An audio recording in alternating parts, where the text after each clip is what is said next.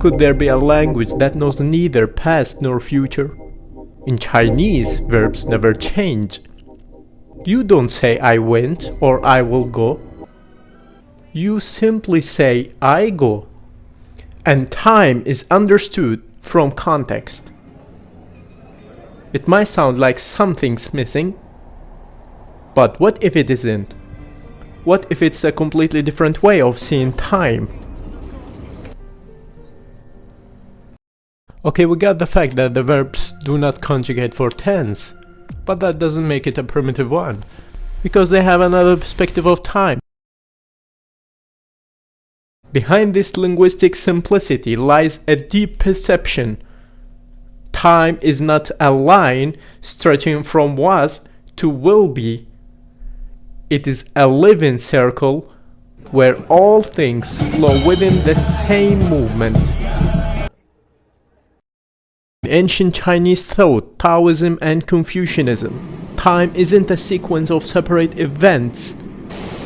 It's a flow, like a river following its natural path.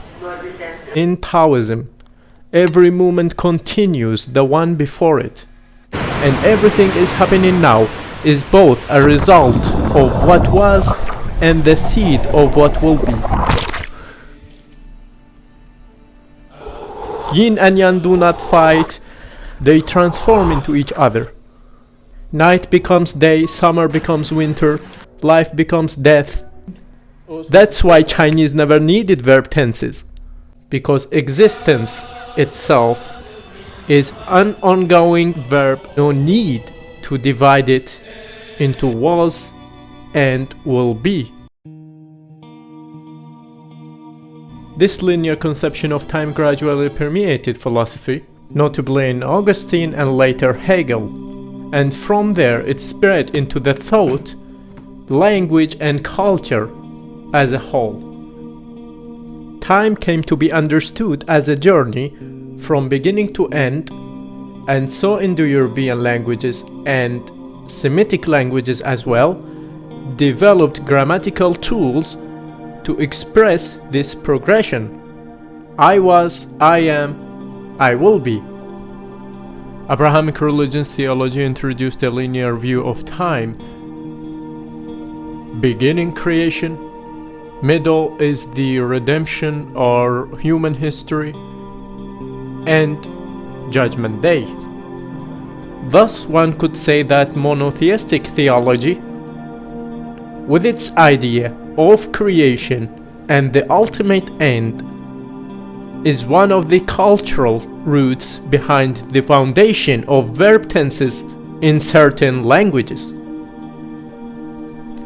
In contrast, in Eastern thought, Chinese and Indian Hindi language before, or we can say the Assyrian language, or we can say the Babylonian language, or whatever, or the Egyptians, time is not linear but cyclical or transformative. There's no absolute beginning or end, only continuous transformations between states of existence.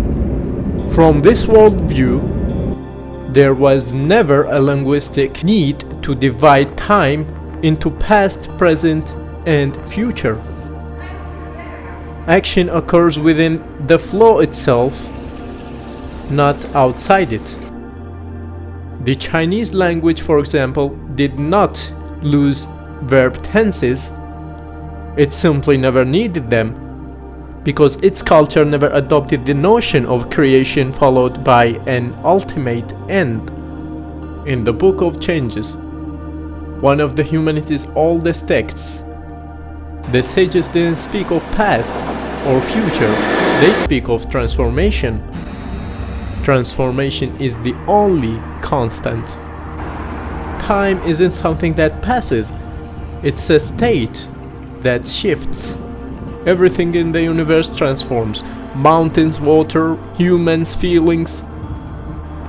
When you understand that, you realize what we call time is simply another phase of change.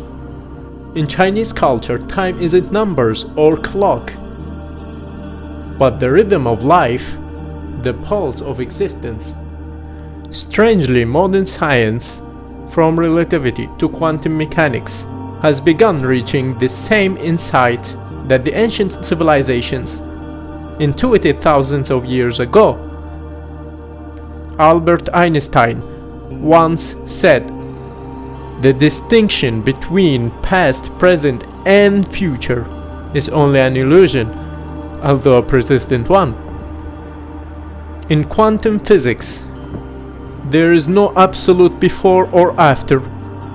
A particle can exist in multiple states at once. Time becomes a relationship, not a background. Some physicists now speak of emergent time, the idea that time itself isn't fundamental, but arises from relationships between things. Exactly as in Taoism, time is not something outside us. It emerges from within interaction. Let's return to language. When a Chinese speaker says, 我去, literally, I go, they are not making time, but context tells everything. 昨天我去. Yesterday I go, I went. 明天我去. Tomorrow I go, I will go. The verb never changes, but meaning flows with time. The language mirrors nature itself, not a clash of tenses but harmony between them.